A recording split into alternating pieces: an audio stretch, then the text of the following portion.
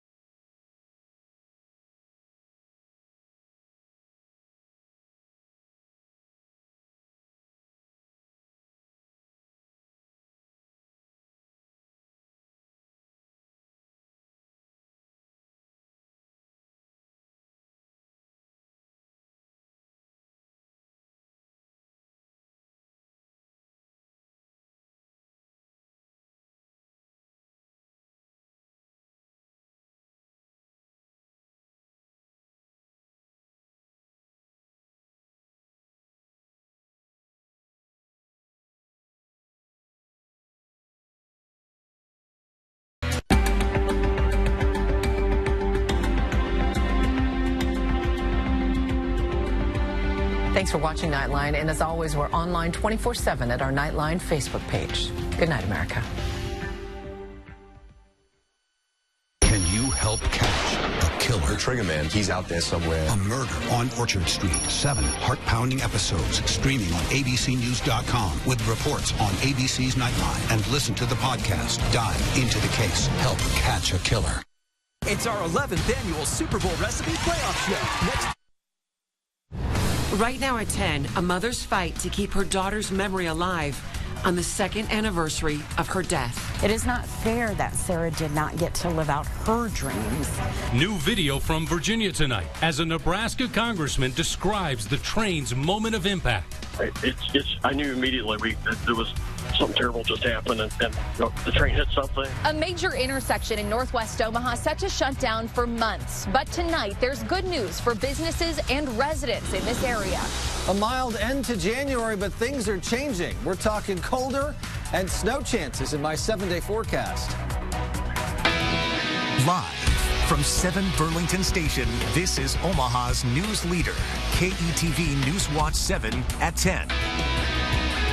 And first tonight, the major road expansion causing a lot of anxiety in northwest Omaha. Good evening, I'm Rob McCartney. I'm Julie Cornell. 168th Street will close completely between West Dodge and West Maple, and that will last for months. It has a lot of people asking questions tonight. KETV Newswatch 7's Alexander Stone is live with a big story. And guys, this intersection here at 168th and Blondo will close entirely in all directions for a portion of time during construction. But there's good news tonight for residents and businesses in this area regarding the duration of that closure.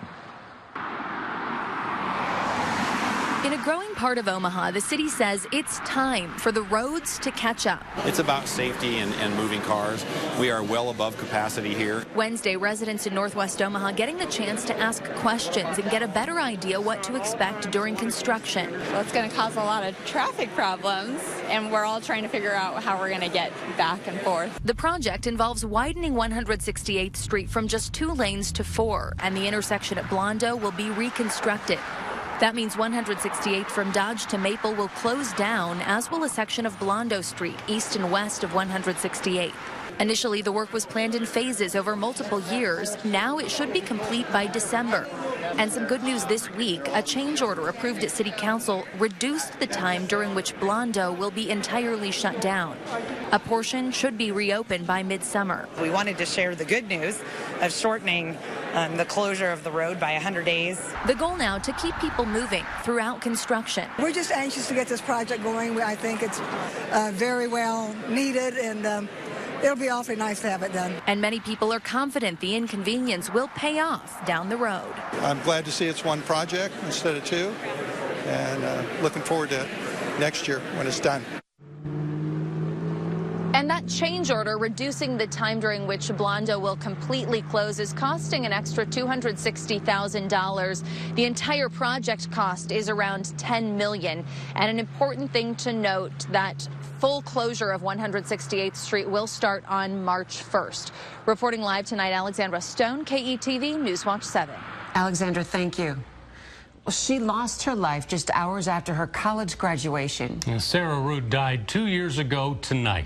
Police say a driver was drunk when he slammed into the back of her car at 33rd and L. The suspect was in the U.S. illegally, and he vanished after immigration officers failed to hold him. Sarah's mother made immigration reform her mission. KETV Newswatch 7's Michelle Bender spoke with her tonight at a vigil at Bayless Park. It's just as hard today as it was 2 years ago. She's cheated. When Sarah Root's parents got the call, a drunk driver hit her. The anniversary days are always the hardest, you know, whether it be the death day, the birthday, or like yesterday, her graduation day. On this day, family and friends gather to celebrate Sarah. We love you, sissy. They release blue balloons at Bayless Park, and so did Stephanie Lewis at a different location. I'm thinking of you. She received one of Sarah's kidneys. I am going to release them, and I am going to say a prayer for Sarah. But while they remember their daughter, her parents are still angry. The healing's not going to happen until the guy who killed her is found. It's just, he's out living his life. And frustrated with the slow progress of immigration reform. Americans are dreamers too. Root watched the president's first State of the Union address. She's troubled by the compromise that would allow young immigrants known as dreamers to stay in the U.S. The president says he'll agree to keep their protected status if Democrats agree to pay for his border wall with Mexico. It is not fair that Sarah did not get to live out her dreams, but we're going to worry about somebody else living out their dream. Because if you want to get right down to it, Edwin Mejia was a dreamer. My kid had dreams just like all these other dreamers. She had a 4.0. She was well on her way. And some piece of trash that wasn't supposed to be here cut her life short.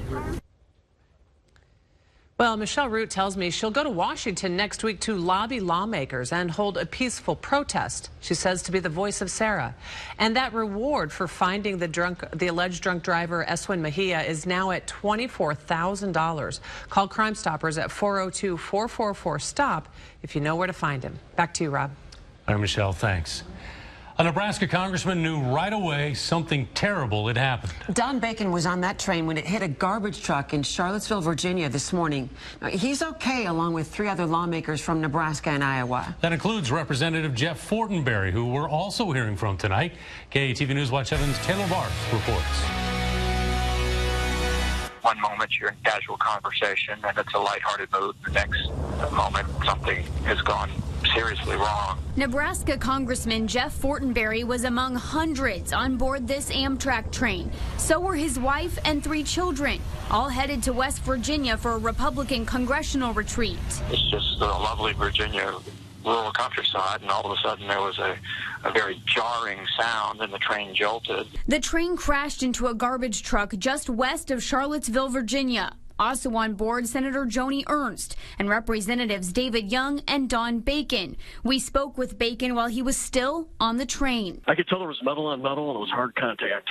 And then when you look outside, the truck's on its side. Congressman Fortenberry could see the aftermath outside his window. We all began to piece it together, and there was just garbage strewn everywhere in this lot that was next to the tracks.